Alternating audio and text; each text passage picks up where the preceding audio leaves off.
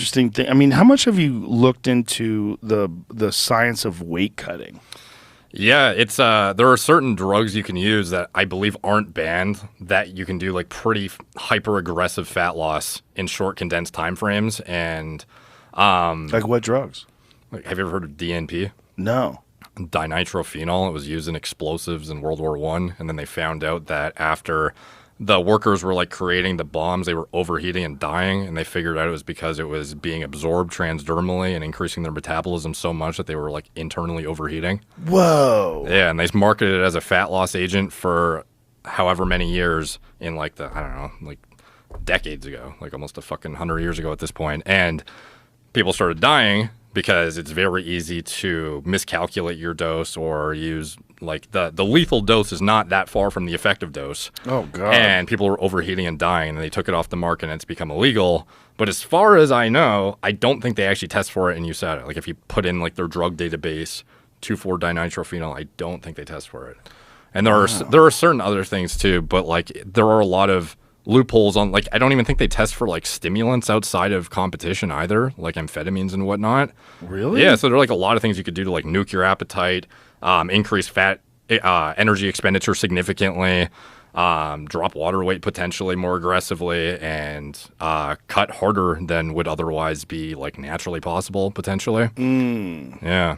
So I don't necessarily think that he's doing all these things, but when you see a guy lose like fucking 60 pounds or something, you can only imagine he's looking for any loophole that. What about stuff like semaglutide? That as well. Yeah, that is. Is that legal in USADA? You could check easily. There's like, it's like UFC DRO, and you type in the database any drug name, and it'll say in competition, out of competition, allowed or not. I imagine GLP-1 agonists are not restricted because it's like used to treat type 2 diabetes or obesity at the higher dosages, and super effective. Yeah. So does that just curb your appetite? Is that what that stuff does? Semaglutide Yeah. does? So it basically makes you feel satiated way easier, essentially. Like your compulsion to eat is like so dramatically hindered that you're way more likely to stick to a diet. Like even individuals, like if you become a morbidly obese person, sometimes there are genetic predispositions at play for sure. But in addition, a lot of these individuals, they lack willpower to stick to a diet and like follow a well thought out like exercise regimen or whatever. Like to get to that point, many of them do lack the willpower necessary because they're just, succumb to cravings and whatnot. And not every individual has the same like hunger, appetite, satiety feedback signals that, the next guy might have who's super lean. And that's why they can walk around lean, because they just don't get as hungry. And these individuals, like even like the morbidly obese, really fat motherfuckers, they would end up losing like 30 pounds plus on average when they use this stuff, when they were testing it for type 2 diabetes, and they started ramping up the dose and found that there was like an obesity management dose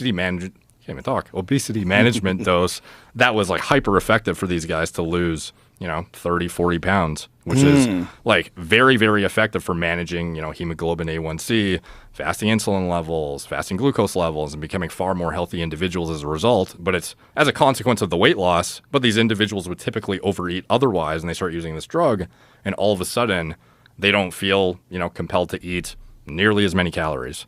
Interesting. So if you're like a fighter who's aggressively cutting, like you still have the same cravings as anybody else who's following a diet model of any sort, like trying to get the single digit body fat to step on a, weigh in before fight night, and you're water depleted or whatever. Like you can imagine you would just love to eat a piece of chocolate right now, or like anything. Like your cravings are through the goddamn roof because your body's feedback signals are screaming at you to eat nutrients. Yeah. So trying to like fight back against that with pharmacology would absolutely be useful.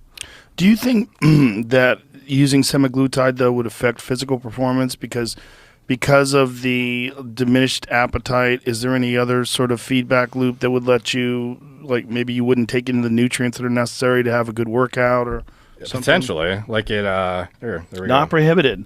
Yeah. Semaglutide in competition, not prohibited out of competition. This is something that is interesting, just being learned about. Like in the health space, health and wellness and actual like scientific community, semaglutide has been known about for a long time because it was used to manage type 2 diabetes, but only more recently has it started to pick up steam and popularity for its effects on obesity because all these crazy headlines started coming out about people losing 30, 40 plus pounds who otherwise couldn't. And as far as how it would affect a fighter's ability to assimilate nutrients, stuff like that, yeah, it like slows gastric emptying significantly, can cause like pretty intense GI issues, make you nauseous. Maybe you don't even want to eat the food that you need to eat if you're, kind of depends on what situation you're imposing on yourself. But yeah, like it's not a side effect free drug by any means. Like some that would people, be significant. That would be a real problem, I would think. Don't you think? Yeah, it depends on your individual response. Like, there are a lot of individuals using it. Like even Elon Musk uses it now. What? Yeah, he posted a tweet. It was like somebody was like, "Hey Elon, how are you so lean now?" Or like, "How'd you lose the weight?" And he was like, "Fasting and Wegovy." And Wegovy is the branded 2.4 milligram increment of semaglutide. So it's like the highest dose you could be using. Wow. Yeah.